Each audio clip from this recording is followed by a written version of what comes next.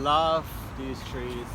I'm taking shelter under these palm trees that you see around Spain. It reminds me of, well, of my idea of Spain. They're beautiful. But anyway, I'm on my way back to the center, waiting for a bus. So I thought I should share some tips.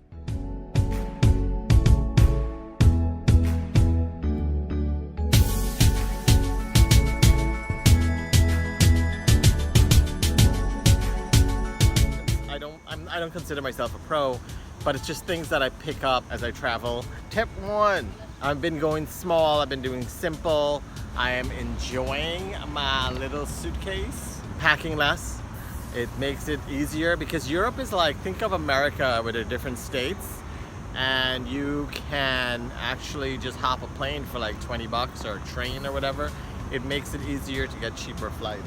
And you don't need a lot of shit. You live in your jeans or shorts and a t-shirt and you get up and go. You don't need a lot. I learned that also, especially in Spain, it's really super cheap. I'm not exaggerating to shop here. It makes you more mobile and you don't pay those extra fees of like 100 whatever euros to get on a plane. Why? It doesn't make sense. Number 3. This is a big one.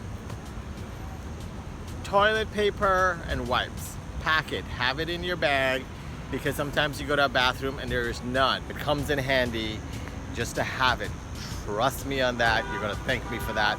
When you're in that bathroom and you're sitting there and you're like, oh shit. No pun intended. Hostels are great if you're traveling solo to meet people. They're free tours that usually are presented by the hostel, or you can just ask them about it. And it's a great way of like, interacting and meeting people, and who knows, you make a friend for life. I've done that. I have friends that I keep in touch with. You need advice, you meet amazing people. So yeah, do hostels. They're a great way of interacting. Sometimes I tend to forget that because I love my alone time. Granada has been the cheapest city so far here in Spain. I loved it. I didn't know what to expect, and I fell in love with Granada. I stayed a little longer than I expected. I had to get myself out of there real fast, or else who knows. Granada is a university city, so they have incentives for food and drinks. You buy a drink anywhere in the center and you get a tapa, which is, an appetizer. Tapas are what Spain is about. So sometimes I would have like maybe 2 drinks and you get 2 tapas and you're filled. It's dinner. And it's like 6 euros, if that much. Be very aware when you're traveling, and each city has something, or each country has something that you should be aware of. And it's usually, in Romania, it's gypsies, in Paris, it's gypsies. My experience this trip, I had this woman aggressively approach me in the center of Cordoba and proceeded to kind of touch me. I said, do not touch me. She was carrying like a piece of like grass and wanted to read my palm, and I'm like, do not touch me. And the reason I was that aggressive back to her, which she probably didn't expect, they usually have a scam.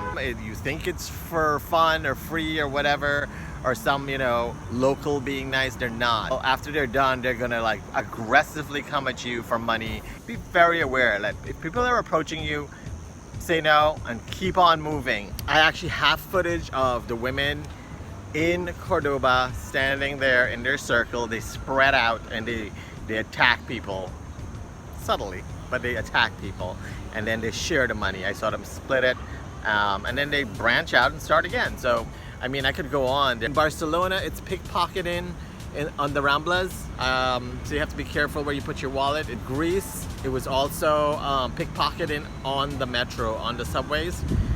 So yeah, those are the things you need to be aware of. Pickpocketing is big. It's not, blatantly in your face. It's things that will get tourists. And eating out, we love it. We usually have leftovers. I usually like to ask for a bag to take it away. Either it'll come in handy for me later, if I'm on a bus, if I'm traveling and I need a snack. But if I'm not that hungry and I don't need it, and I know even, it's leftover, it's late, whatever, I'll pack it to go, because I know in cities they usually have homeless people.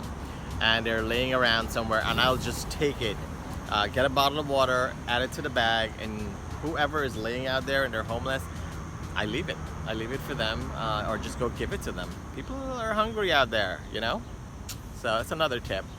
Your phone service. I don't have a carrier anymore. I used to have AT&T, such a ripoff, $150 every month. And even in New York, my phone's paid off, so I get a SIM card when I'm in New York because I'm also there temporarily. I think in New York I got it for like $40. In Romania, get this, a SIM card for 30 days with data and phone calls around Europe, and sometimes they can include international calls, and that was €7. Yeah, €7. If you're doing like a long-term kind of travel, make sure that you get on Google, use it. Google things you should know about that city, whether it's like a basic, you know, hello, how are you, thank you, excuse me, that kind of thing. It'll help you get around. And also, you know, warnings, things you should be aware of, things are happening, you know. All the stuff that I've mentioned, you know, it's online. You just need to take a moment and research where you're going. I always like to do, just for the fun of it, 10 things to do. I love exploring by myself, or, you know, if I meet people and do it solo, it's great to do that. We had some amazing like hikes in Granada up to the, you know, the highest points. Like we kept going higher and higher every night, and doing it, you know, with a few people, it was so much fun. Also, the free tours, you know, do that. Check it out, Google it, and see, you know, not just the hostels, but the city themselves have walking tours. They're different ones, and they're free, and usually free means at the end of the tour, you tip what you feel.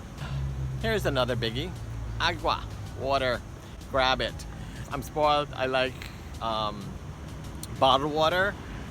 In Spain, they said it's been good to like just drink from the tap, which is fine, I do it sometimes, but I love my bottled water. And I usually just grab a bottle and, you know, keep an empty bottle on you, because you're walking around and there are fountains all over Europe that is actually running, and it's pretty and it makes the city look good, but it's also like really nice that it's accessible and you can drink it. Moving around, especially in the heat, in the summer and 105 degrees, it comes in really handy. The one thing that I love about Spain, and this is such an easy thing, I mentioned the homeless earlier, and you know, giving them food, it makes so much sense, and I don't know why the US doesn't adapt it. On the streets, instead of just bare trees, it's great to have trees, it's wonderful for the environment, it's wonderful for us, but they actually have orange, the fruit trees all over. The orange pops out, it looks beautiful, it lines the street, and guess what? I'm like, homeless people are getting vitamin C on the street. How common sense is that? It makes a world of sense. It makes a shitload of sense to do it. Why not? Why is the US not doing it? Fruit trees, what an amazing concept. Wow. I think I've rambled on enough today. I'm gonna head in because it's really getting hotter. It's probably close to 100 already, and I have probably about 3 more hours left waiting for my bus. So thank you for listening. I hope these tips help you if you're going to travel and you're traveling solo, or even with groups or families or whatever. Some of them might come in handy, and if you like this video, remember to like it down there, subscribe, and thank you for joining me. God bless. Remember, if something is not working for you, change it, and safe travels. God bless.